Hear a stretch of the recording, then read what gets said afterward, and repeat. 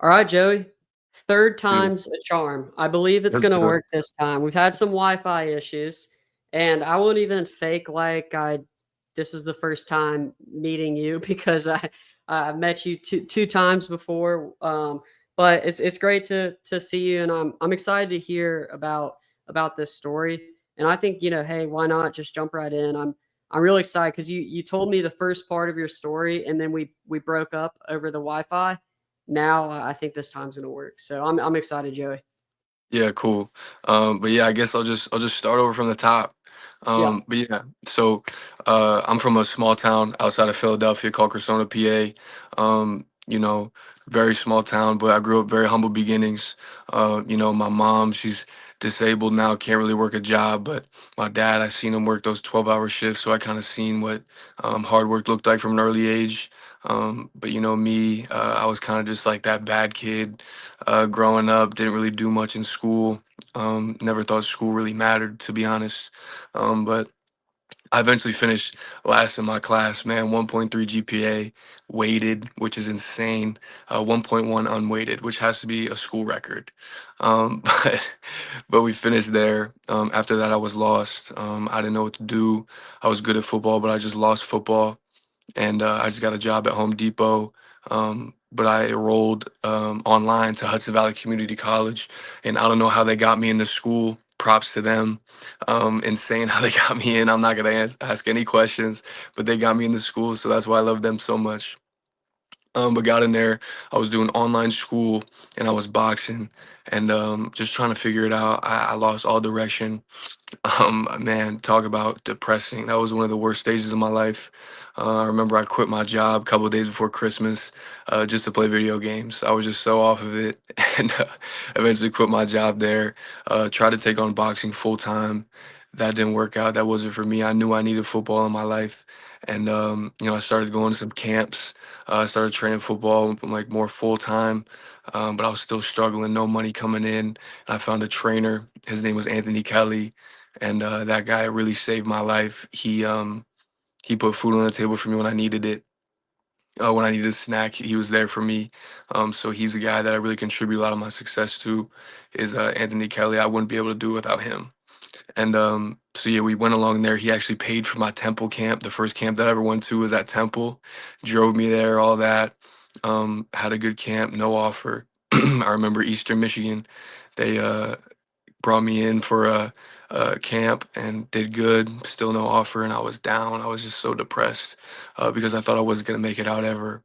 And I went to my first junior college season in 2021 in Troy, New York, which is insane. Just going up there to play JUCO football. Not a lot of guys make it out of there. And so I went up there with $600 in my pocket, first month's rent paid, and it was a struggle, man. It was such a struggle. I was trying to bounce during fall camp. We were playing, we were doing fall camp from like 8 to 5 ish. It's not as intense as Division 1 fall camp, but after that, I would go bounce from like 8 to 2 to 3 a.m. I was just trying to make ends meet, and it still wasn't enough because I had to eat. I had to get stuff in my system. Junior college, they don't have anything to really give to you. It was a Division 3 JUCO non-scholarship, so guys are really fending for themselves out there. And I was doing that. Then we go through the season, and money ran out really quick. Man, money ran out really quick. And I remember one thing that I would do is I would go to Wendy's, and this was kind of like my golden ticket, I guess. I would go to Wendy's and I would scan this QR code, fill out a survey, and I got to spin the free meal wheel. And you can get anything from a small fry to a burger. And I was like, man, if I get that small fry, I'm gonna be pissed. And I got it a couple times. And I was pissed. Um, but yeah, I went in there so many times to the point where they would just give me a burger. I would just fill it out and they'd be like, "What burger you want?" I'd be like, "Let me get number 12." Um, but yeah, they treated me good, but eventually my luck ran out with that. They wouldn't let me do it anymore. And I remember I went to my forensics teacher kind of like when I was falling apart mentally. I was late for class. We had a test that day, failed the test, and she told me to come in after class. And I kind of just broke down crying to her after class, saying that I'm just going to give up. I'm not meant for this. I'm just going to go back home and just work a job because this isn't for me. And she gave me a $200 voucher to the local grocery store, told me to go get some food in my stomach, and just keep hope. And that's exactly what I did. But eventually we did get evicted. Me and my roommate Ricky, my best friend till this day, and I was sleeping in my car for a little bit, and then I eventually moved my mattress to my friend's floor, just a Facebook Marketplace mattress to my friend's floor, and I had to put rat traps around it because there was a whole bunch of rats there, so they wouldn't crawl in my bed when I was sleeping, or they wouldn't crawl in there when I wasn't there. But yeah, there was like 6 or 7 guys in there, just all shoved in because we were all just down, losing money. Um, but eventually, after that, I left that season about 220 pounds. I went in about 250. But yeah, I got Defensive Player of the Year there. So that really helped. Kind of just with football giving me hope, knowing that I had a chance in this. And after that, I left with no offers. And going in right after that kind of session of like when your season ends, going into like Christmas, I get a call from Eastern Michigan, and they're saying they could offer me a PWO. I didn't know what a PWO was at the time. I thought they just paid for my school. I thought that's what a scholarship meant. Turns out that's not what it means. And so I realized I had to pay for my school. So I told my mom, I said, Mom, I'm going to get a scholarship in one semester. If I don't, I'm just going to come back and work construction because that's all I can do. So I saved up a whole bunch of money that season because I had to stay there. Um, through the website, just the website school, because I had missed a credit in math. So I just had to take a math class. So I'm there, we're doing this math class, saving up at a warehouse job, and then that hits again when there's no football, there's no nothing in motion. I'm depressed, I'm sad. But eventually we get to Eastern Michigan, June 22nd, and I feel like a new man. I feel like a guy with chances. And but I started getting real stressed out. I got there, like, okay, rent. I don't know how I'm gonna afford this. This is gonna suck. But I went there. I was taking classes in the summer, and I stopped doing projects because I was so focused on football because we were going into camp. And I remember one of my professors texted or emailed my coach, and she was like, "Hey, Joey's not doing his project. Could you please tell him to do his project?" Da da da. And I remember my coach. He said, "You're not going to practice until you do this project." So he held me in from the walkthrough. So I'm sitting there, it's just me in the facility, nobody else. And I called my mom. I said, "Mom, it's over." I said, "I messed up. The coaches already don't trust me, and I'm just gonna have to come back home and just call it quits." But eventually I said, um, I like flipped myself around real quick. I said, matter of fact, I'm gonna get this project done. I'm gonna do something about this. So eventually I went in as the fifth string DN. I had 20 days to prove myself that I could play for them. So I worked my way up to third string DN, and I made the travel roster. But still, like, no money coming in. I was like, man, this sucks. I remember my coach called me up because I was wearing the same clothes every day. He helped me get some clothes in my bag, da da da. But yeah, eventually I earned a scholarship in one semester there. And that was still one of the greatest accomplishments I've ever achieved in my life. I'm still grateful for Coach Needham believing in me, Eastern Michigan believing in me, giving me that shot.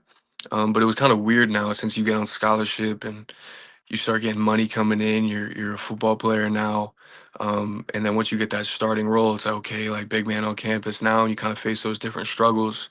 But yeah, just doing my best to support my family back home. So we were there at Eastern Michigan for 3 years. Started there for two. But yeah, I mean, I loved Eastern Michigan. I loved everybody. Man, my best friends I met there. And then for my last year, it was weird because this is my first time seeing like real money, I guess. And I went to the transfer portal. It was my first time being recruited. That was weird. My phone blowing up. I never had that, and it was a good feeling. So I eventually went to the University of Pittsburgh, got my first touch on some real money, and it was kind of weird seeing that flip of like, okay, I was at the very bottom of this football stuff, and now I'm at the very top. Like I'm playing on college game day, playing against Miami. Like it's insane. But yeah, it was a crazy ride, and just getting that opportunity to do pro day, have some time with the Chiefs and the Steelers, and see the professional side of it was insane.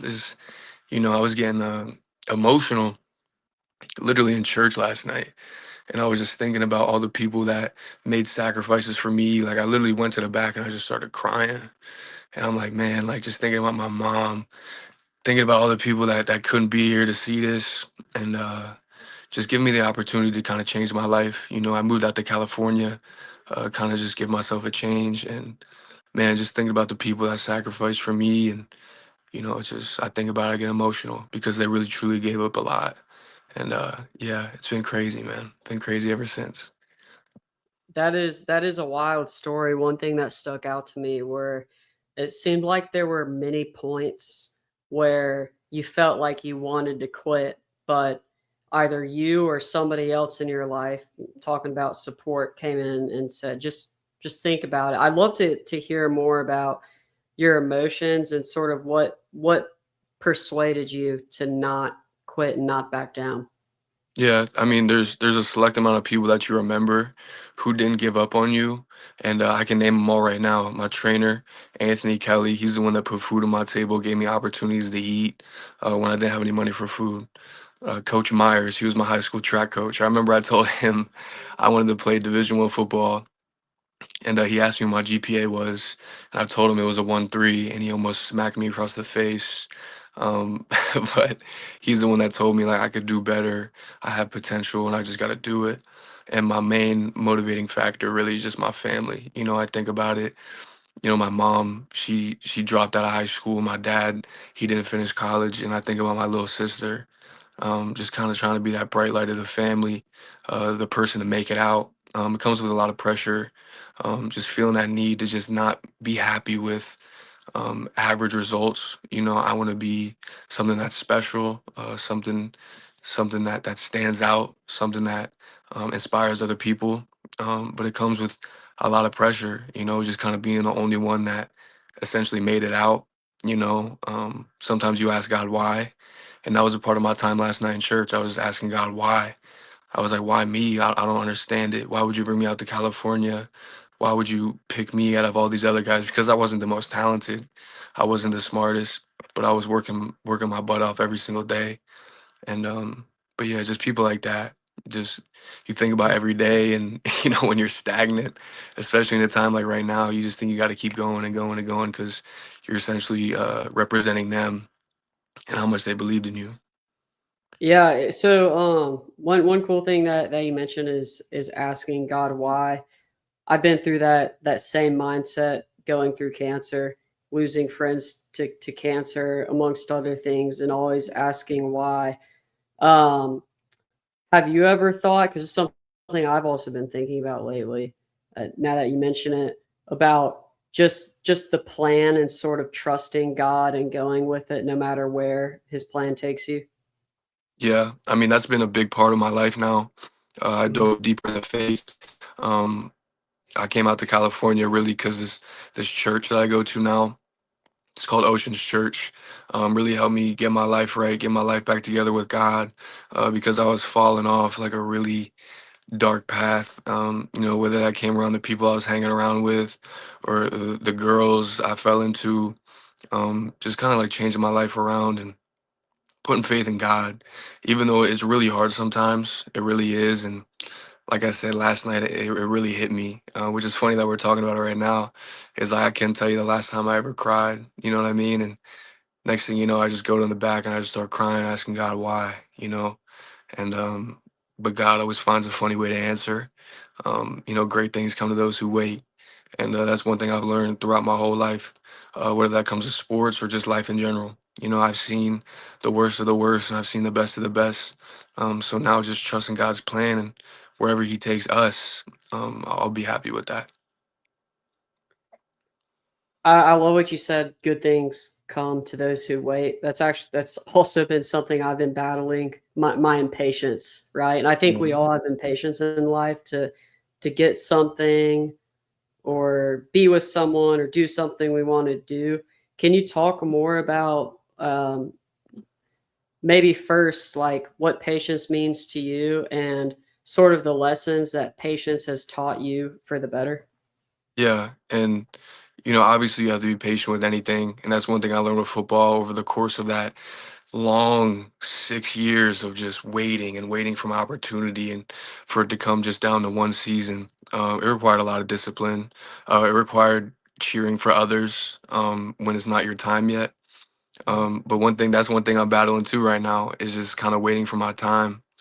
because especially in a moment when you're out of sports now, well, waiting for your time to come back in, it's you know, you see others and you have to applaud others, because God, he's watching everything. You know, he's watching what you're doing, and he's not going to give it to you if you're not going to clap for your brother. um but yeah, that's one thing I'm trying to master the art of right now, is just patience and humbleness and waiting for my time, because like right now my whole life has just been purely just being kind of like violent in football and boxing, and now you kind of just flip flop it on this other side of life, of where you're just doing other things that are just, I would say, regular people things, you know, waking up, going to get a coffee in the morning, going to shop, playing pickleball. Like, it's something that I really struggle with, because I feel like I was made to be like that warrior, you know, that person that's fighting something, or, um, but yeah, you know, sometimes I feel soft even, you know, I feel like, you know, I wish I was the person I was a couple years ago, but I would never be that person again, because that's not who I really wanted to be now, if that makes any sense of like where I am with God and how I view things. But yeah, just mastering the art of patience and humbleness right now is one of the hardest things to do, and I'm sure you understand that too, because we live in a world we want everything right away. I mean, I wish I can get $1 million right now, but I know I can't. But yeah, so just working on that, keeping your head down, and finding that path. Yeah. Oh, that's amazing, man. Because I just feel like there are so many points again where in your story, and I'd like to learn more about when you became connected with your faith. Like, was it at Pittsburgh, Eastern Michigan? Was it in JUCO? Yeah, it was. I always had faith. I would say I always had faith. Really, is when I found God for the first time. I would say is when I was working at just Home Depot, because I had nobody to go to. Mm, I mean, I was just unbelievably depressed. So I've obviously, and God finds you at your worst moments. So I would say I found God there. um, I would say I knew God there, you know, but I didn't follow God.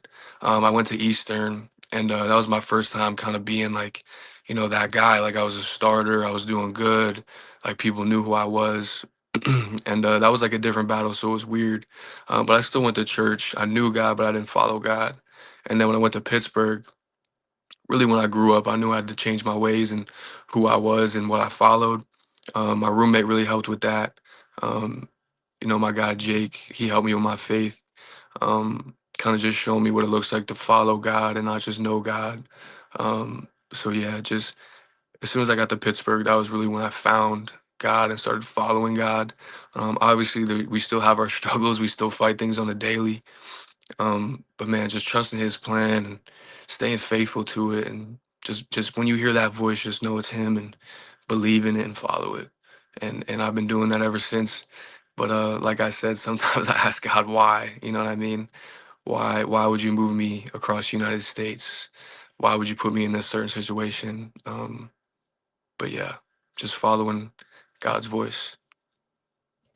yeah, it's amazing. It sounds like as you grew in your career, moving from JUCO to Eastern Michigan to Pittsburgh, you also grew in your faith, and you were challenged, right? Like, just Yeah. that's crazy that you went to a teacher bawling, crying. She gave you a voucher and just said, just fight through it. And you had an opportunity to step away. I'd love to learn more about what was going through your head at that moment when you made the decision to say, okay, I'm going to stick with it. I'm going to do this and pursue my dreams. Yeah, it's because one thing I always knew is that I stuck out. You know, just personality, athletically, and I knew there was something bigger in store for me. And you know, I would talk to God every night. I would like we keep going back to, it, but I'd ask Him why, like why do I have to fight this? Why? But yeah, that was one thing I was just doing, is just following God's calling, because I knew that's where my life was gonna end up. You know, I knew I was meant for the big time football. I knew I was meant for the prime time.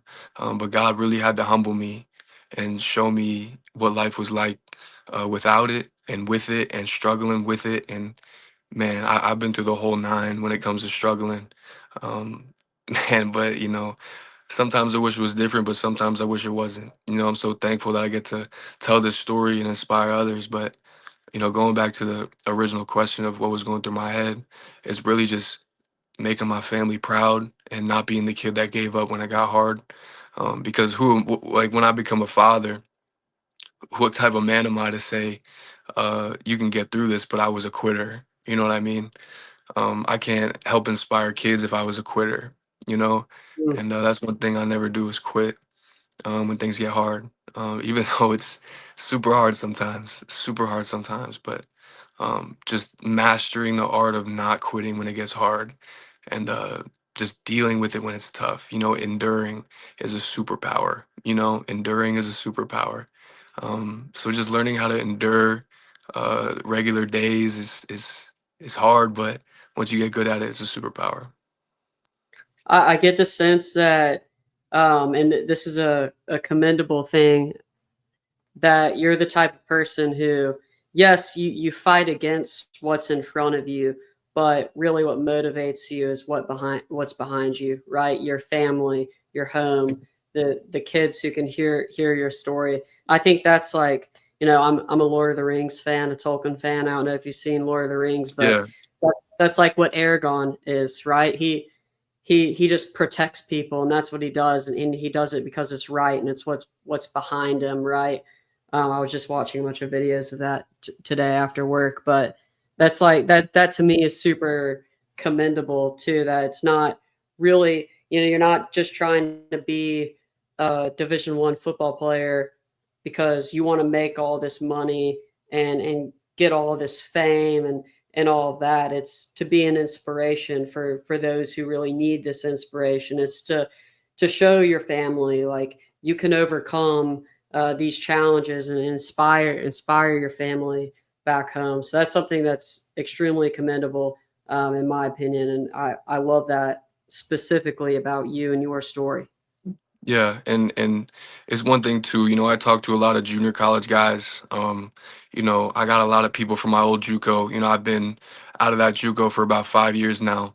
But I still have kids texting me and asking me questions, what they should do and how do they get through it.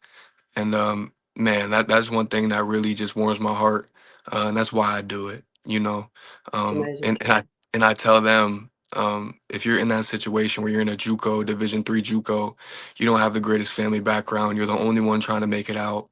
So much pressure on you and your family. Football, football isn't a game anymore. It's life or death. And that's kind of how I looked at it. Um, unfortunately, it's just kind of, you walk into a locker room and it's like, okay, I'm here to take someone's job because my family's life is on the line. One of the greatest quotes I ever heard is, it's one thing that got me through is my family tree is dying, so I have to replant one. And Mm. so I just took that to heart, and I knew I had to replant my family tree, and no one was gonna get in my way. I still take it seriously to this day, and I take a lot of pride in that. Yeah, yeah, that's amazing. I do have some other questions. Yeah. Um, First, regarding, I just want to know, could you take me through that moment where you first received that initial scholarship from Eastern Michigan, sort of the feeling and what you felt and how you felt at that time? Yeah, man, I still remember it was the end of the season, and I believe we played, um, I think it was Akron. It was 2022 and we played Akron, I think. And I remember um, our coach, we would have these tests pregame. We'd have to fill out these tests, make sure we know the game plan, answer questions. And then at the bottom, one of the questions was, how does this, like, what is a dream ending to this season for you? And we were sitting at the dinner table and we were going around. Someone would say, oh, I want to get finished with 5 sacks, or I want to finish with 4 TFLs or whatever. And I remember mine was, I want to get a scholarship. I just want to get a scholarship because you get so close with those guys. You make so many friends and you're like, man, I want to stay around this forever. And I remember saying that to the table, and everyone looked at me kind of like, "Wow, you'd say that in front of the coach?" Like, I'm like, "Yeah, like I need this scholarship." Like, and he looked at me and he kind of gave me a smirk, and I kind of felt good about it. And then next thing you know, the game ended. Talk about anxiety. I thought I was going to be all over there. Coach calls me up to his office. I think it's over with. I told him if I don't get a scholarship, I got to go back home. So he called me up to his office. I'm thinking it's over with. They're gonna black bag me, and I'm gonna take my butt back to Cressona, PA. And he brought me up. He said, "Hey, follow me to the head coach's office." And I already felt emotional when I was walking to the head coach's office. He was in there with a big smile on his face. Man, I still remember it like it was yesterday. And he sat me down. He said, "Hey, we're gonna put you on full scholarship." And I was just like, first person I called was my mom. Me and my mom just started crying on the phone together. And when I put pen to paper, it was like a dream come true. It felt like I kind of beat all those generational curses, all the doubters, all the people that said I couldn't do anything with my life. Um, Man, even though it's just like a Mac school and not many people pay attention to that Mac, for a kid like me and where I come from. Can you hear me? Yes, sir. All right. So Beautiful. last I can edit that all. So Yeah. I'll start up there. Sorry guys, we had a little bit of technical difficulties with the Wi-Fi. My Wi-Fi actually crashed at my apartment. But Joey was leaving off about talking about getting his scholarship from Mac school, to which I said, I love Maction. I'm a big Mac fan. Probably the biggest Mac fan in all of Alabama. But yeah, man, that is absolutely amazing. Yeah, and it's funny, just playing on Maction too, like Tuesdays and Wednesday nights. I remember my first Maction game. It was a Tuesday night, and I was doing a school project like that night leading up to the game because your homework's all weird. But I remember our coach pregame got a whiteboard, and then he wrote in big letters, "It's BYOJ." I'm like, "What does that mean?" And he's like, "Bring your own juice." All right, because he said nobody's there, but everyone's watching. So it was kind of cool to see, just being on ESPN for the first time, and let my guys see me play, my JUCO guys. And I love my JUCO guys, man. Just the support system that they gave me. Um, just kind of watching me climb through the ranks, cheering me on, meant a lot. I love those guys, man. I wish we all could have made it to a P4 school together, and to Mhm. the NFL together. But those are my guys, man. Yeah, so you mentioned that you had time with it was the Chiefs and the Steelers, correct? Yeah. So what did that process look like, and maybe the certain challenges that have arose with this next chapter? Yeah, so right after the draft, I got that call uh, to go to the Chiefs rookie mini camp, and man, it's crazy when you have people from the NFL calling you, texting you because like a dream come true. You always dreamed of stuff like that as a kid. Just having the opportunity to suit up. I got a jersey in the NFL with my name on the back of it. Like that's something that when I was sleeping on the floor, I wouldn't even dream of that. I was just trying to make it to the next day. But just going through the facilities, meeting my childhood hero, Andy Reid, was crazy. Shaking his hand. And but man, it was cool. I gave it my all. I wanted them to make sure that they remembered who I was. And I did good at the Chiefs. I did what I had to do. But they told me to just stay ready. And I'm like, all right, I'll stay ready. Why not? I'll just stay ready. Because who doesn't want to play in the NFL? And then right after that, I got a call from the Steelers saying they wanted to bring me back home and do that. So that was really cool to see. But the thing is, I went to the Steelers and they moved me from defensive end to middle linebacker like through the first practice. And I never played middle linebacker before.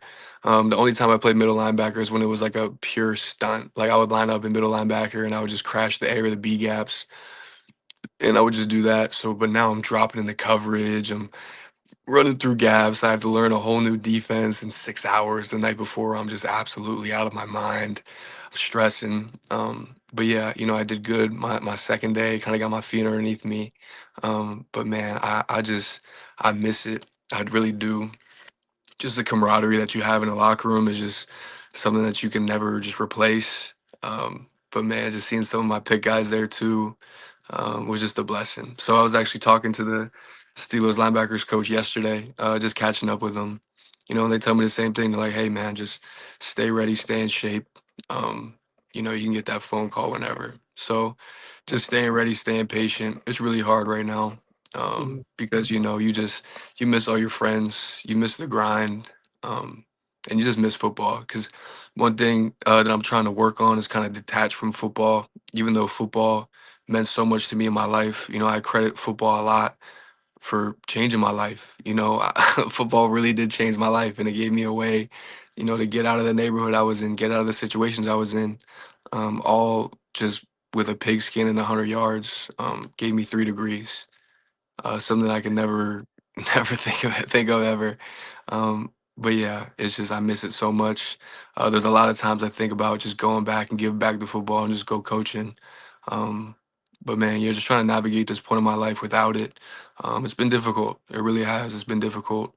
But yeah, just waiting on that call, and whenever they need me, I'll be there. Man, that's amazing. Well, if you could sum up one lesson that you learned from this entire journey, what do you think that would be? Man, sum it up.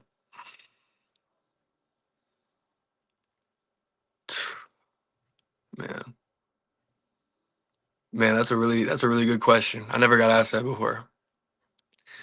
If I could sum it up. Hmm. I actually think I wrote something down in my notes when I was in JUCO. Hold on, let me make sure I don't lose you. Oh, make sure I don't lose you here. Did I lose you? Sorry, No, we're I good. still hear you. Okay. Hold on, I'm gonna see if I can go to my notes really quick. Make sure I don't lose you. Can you still hear me? I can still hear you loud and clear. Beautiful. Okay, let me go back down to this.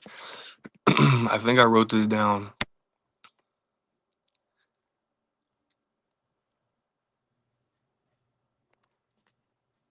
I'm excited. We got a Okay, yeah. build up here.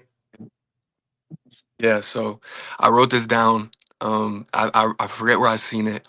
And I said, "Fortune favors the bold."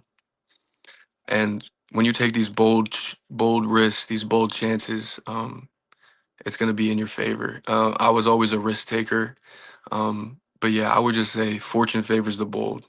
Those who take the risk, those who are when it's scary to jump, that's when you jump. Kind of mentality, is what I carry on in my life, and yeah, just being bold with your choices, standing on what you say, and taking that risk when it's scary, when everyone's doubting you to do it. And we always have the saying of Rome wasn't built in a day, but we're laying bricks. And that's something I take a lot of pride in. And but yeah, especially in this stage of my life, um, you know, uh, there's a lot of distractions out there, and then this is when focus is a superpower. So just focusing on the little things, being bold, and just taking those chances when you need to. Man, I love that. There's a lot of distractions out there, but focus is a superpower. I might write that down, dude. I love that. That's that's awesome. I love little sentences like that, and anything that can help you get through. So I think that's a good segue into the final question that I ask all my guests. Yeah. This podcast is called the Cancers Podcast. Originally, I was having cancer survivors on, but then I realized that there are so many people who've gone through so many other different things, and they've overcome them or are in the midst of them, right? And I call those things cancers, these metaphorical cancers. They're difficult Yeah. hurdles to get through. So, how do you turn these cancers in your life, these metaphorical hurdles, into answers so that you can persevere? Man,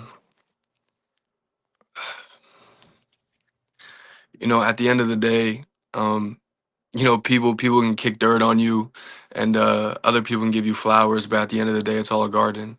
you know, and that's how you have to look at it. That's how you have to look at life. Like we were talking about how God is just such a big thing in our life now. Our life is a garden, and we have to look at it that way. Whether it's raining super hard on it, but we're just building up that soil for our flowers to grow, or it's super hot, those tough days where we're like burning, we need water. I just look at life as a garden, man. You're gonna have ups, you're gonna have downs, but man, at the end of the day, you know, the harder the story, the better the story. You know what I mean? So, and a cool thing that I heard too is is like if your life was a movie, you know, what would the audience be screaming at you to do? Um, Ooh, but man, just do that. You know what I mean? Just do that. Um, but yeah, you know, every challenge is a blessing. Obligation is opportunity, and doing what's in your circumstances and doing the best that you can is the best thing that you can do for yourself and your family. dude, that was amazing. I really appreciate you coming on. That was totally insightful, not only the story, but the lessons that were taken away. It's one thing to endure through something, but it's another thing to endure, then learn and spread that information to others. So I'm appreciative that you were able to come on and be vulnerable enough to share everything today. Yeah, no, I thank you so much for bringing me on. I mean, it's awesome what you're doing. Kind of turning the page a little bit, bringing the people who survived cancer with it. I don't know anything about that. That's a different battle that I have no idea about. But if you're going through that, man, that is just an unbelievable fight. And salute to anyone who's ever been through that, including yourself. So that's big props to you. And man, that takes a special kind of person to fight that. But no, I appreciate it bringing me on. But yeah, man, it was awesome. Thank you so much. Thank you. Thank you. Well, everybody listening, stay strong out there. Turn your cancers into answers. Awesome.